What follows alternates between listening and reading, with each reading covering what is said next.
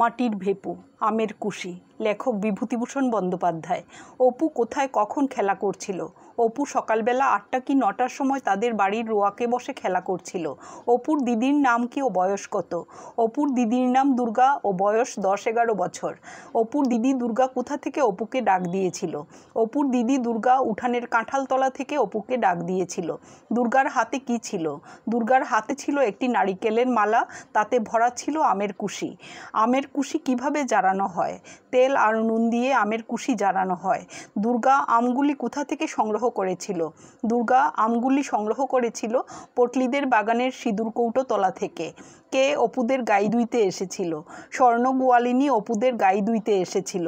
দুর্গার মা কি জন্য বাইরে গিয়েছিলেন? দুর্গার মা খাড় কাচতে বাইরে গিয়েছিলেন। অপু আর দুর্গা মায়ের দেওয়া কোন খাবার খাচ্ছিল? অপু আর দুর্গা মায়ের দেওয়া শসা খাচ্ছিল।